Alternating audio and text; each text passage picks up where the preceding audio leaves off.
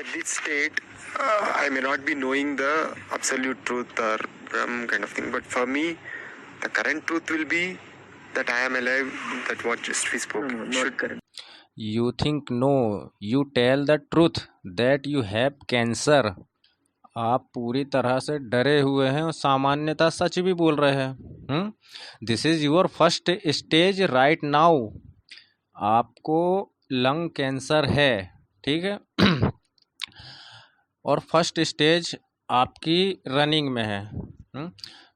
तो अभी तो बहुत सारे डॉक्टर हैं, बहुत सारे डॉक्टर मिलेंगे आपको, हकीम मिलेंगे, आयुर्वेदिक मिलेंगे, दुनिया भर के डॉक्टर मिलेंगे और कहीं ना कहीं आप सही भी हो जाओगे, क्योंकि फर्स्ट स्टेज लंग कैंसर, फेफड़े का जो कैंसर होता है, नॉर्मल है। तो वो सही हो जाएगा। लेकिन आप अगर हमसे कुछ जानना चाहते हैं और आप हमारे पास आए हैं कि हमें लंग कैंसर है, फर्स्ट स्टेज है, रनिंग में हूँ, मैं कैसे बच सकता हूँ, तो ये तो दुनिया में आपको चलते फिरते बचाने वाले मिल जाएंगे।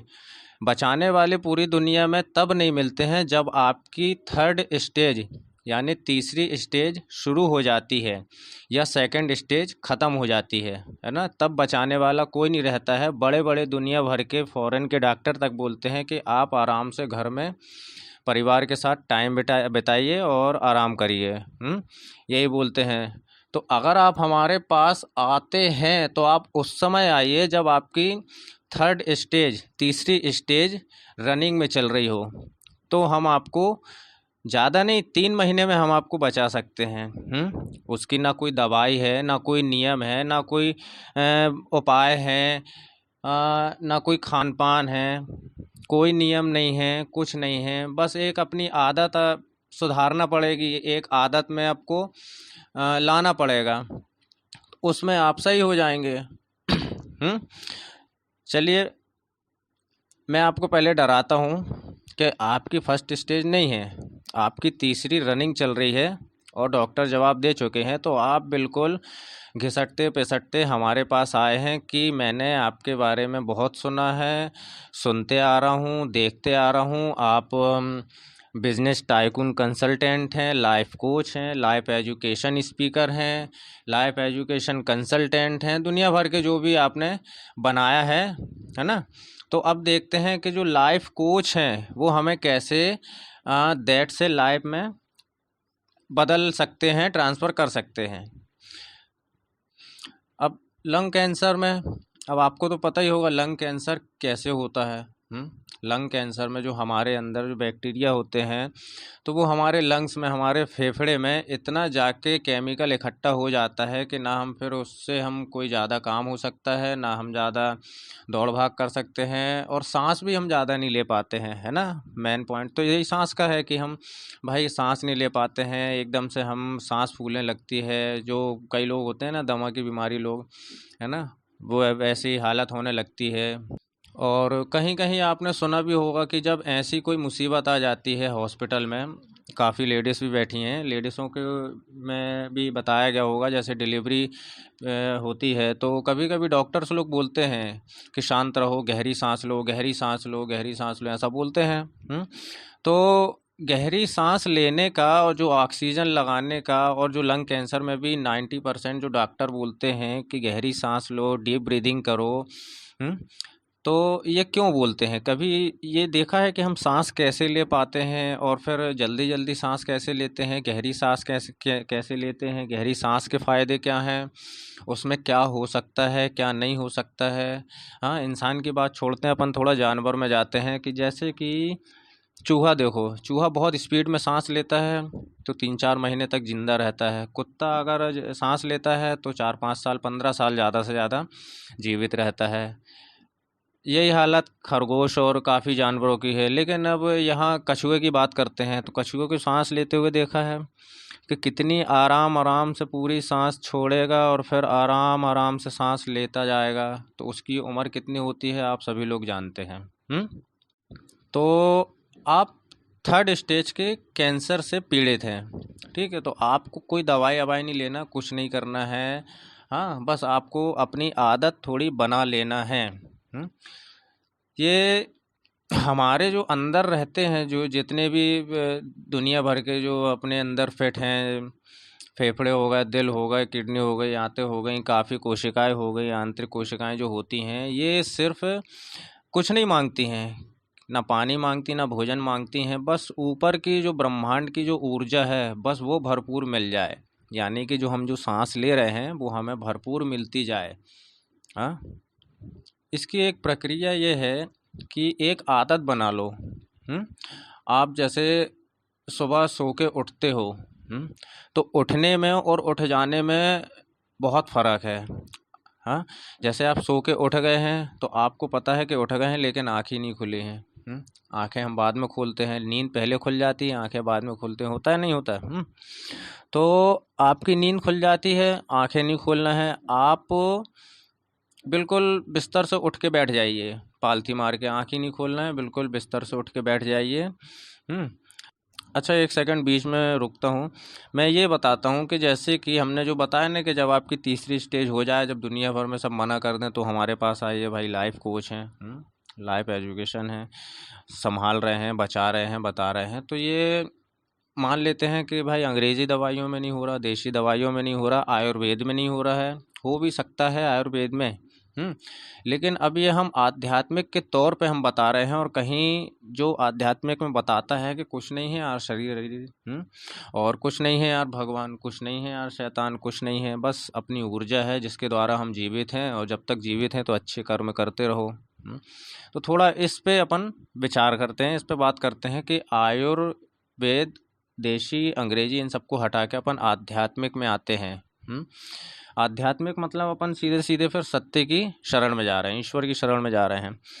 तो जारी रखते हैं अपन कि सुबह जैसे ही सो के उठते हैं, नींद खुलती है, आंखें आपको खोलना नहीं है, बढ़िया बैठ जाइए, और 2 मिनट से 5 मिनट तक, 2 से 5 मिनट तक सांस बिल्कुल आपको छोड़ देना है, बिल्कुल छोड़ते जाओ सांस, छोड़ते जाओ सांस, जब तक आपको सांस लेने की बिल्कुल ना हो जाए कि हमें अब सांस लेना पड़ेगा।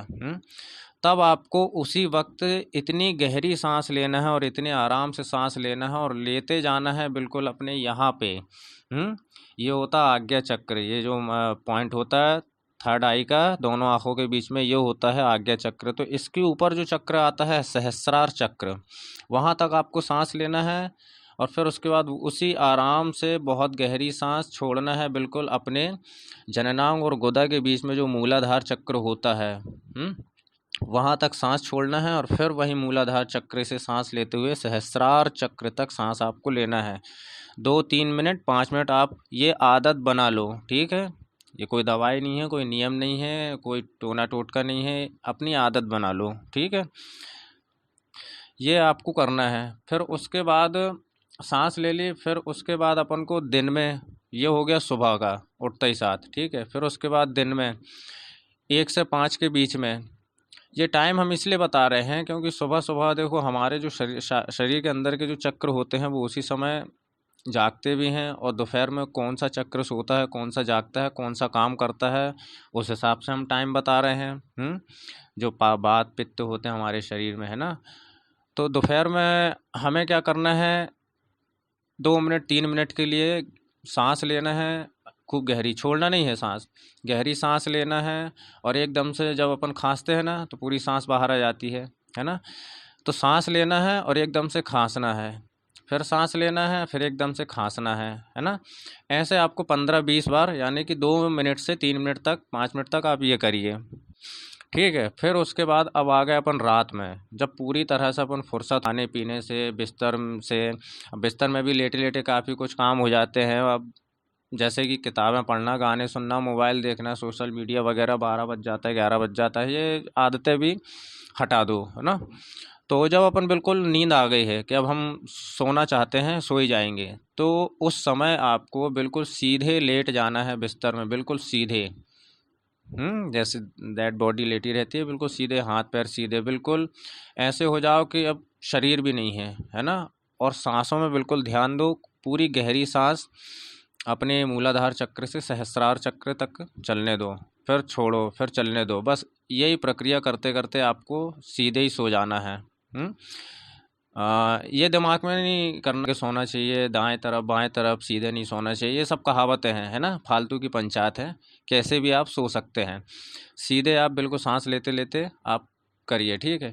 ये मैंने आपको सांस लेने की प्रक्रिया बताई है कि आपको सांस कैसे लेना है, ठीक है। जब आप ये प्रक्रिया अगर करते हैं तो आपके जो लंग्स हैं वो पूरी तरह से नई ऊर्जा में परिवर्तित होना शुरू हो जाएंगे, भरने लगेंगे पूरे। इसका रिज़ल्ट आप 3 महीने 4 महीने में आप देख लोगे, ठीक है। और इस बीच में मैं आपको एक पानी पीने की भी विधि बता देता हूँ, आदत डाल लो पानी पीने की। कि पानी आप पी रहे हो तो जैसे कि आप दिन भर में 20 लीटर पानी पी जाते हो, जैसे मान के चलो, है ना, 20 लीटर पानी, तो उसमें उस पानी में 100 ग्राम आपको चूना लेना पड़ेगा। पीने के पानी में 100 ग्राम करीब चूना घोल के रख दो, तो वो पानी का रंग बिल्कुल जैसे दूधिया पानी होता है ना, दूध वाला पानी, अपन दूध में पानी मिलाते हैं, उस टाइप का पानी, उस टाइप का पानी जब हो जाए, तो वो पानी आपको सवेरे खाली पेट भी पीना है, दिन में 1 आध गिलास पीना है, और रात को सोने के पहले 1 आध गिलास पीना है, वही चूने वाला पानी। अब ये तो आपको बताने की ज़रूरत नहीं है कि ये हम क्यों बता रहे हैं, क्योंकि चूने वाले पानी अंदर काफ़ी अपने डैमेज सेल्स को कंप्लीट करते हैं, है ना, हमारी हड्डियों को। तो जाहिर है कि हमारे लंग्स भी, हमारे फेफड़े भी कोई लोहा लंगड़ के तो बने नहीं होंगे, हड्डी ही है है ना। तो ये सेल्स बनाने में काफ़ी मदद करते हैं। इसमें आप ये प्रक्रिया जो हमने बताए हैं, जब दुनिया भर से हार जाओ, तीसरी स्टेज भी आधी हो जाए, तब भी आप कर सकते हो ना, तो 3 से 6 महीने में आप किसी भी डॉक्टर के पास जाओगे, जो डॉक्टर ने आपको पूरा घोषित कर दिया था कि भैया परिवार के साथ रहो, मौज मस्ती करो और फिर निकल लो, उसके पास फिर चेकअप के लिए जाना। हाँ, तो फिर क्या होता है, क्या रिएक्ट होता है उस डॉक्टर का, ये आपके सामने होगा। तो ये प्रक्रिया जारी रख लो। अब ऐसा नहीं है कि जब तीसरी स्टेज शुरू हो जाए जब आप फिर आए हमारे पास, ये आप कल से ही चालू कर सकते हैं। और फिर जो आपको सांस लेने में सबसे ज़्यादा तकलीफ़ है, आपको बात करने में, चिल्लाने में, मतलब बोलने में, कुल मिला के आपकी आवाज़ में जो प्रॉब्लम है, सांस में जो प्रॉब्लम है, ये 1 महीने में ख़त्म हो जाएगी। ये है, सिर्फ आपको आदत डालना है सांस लेने की और पानी पीने की। ओके।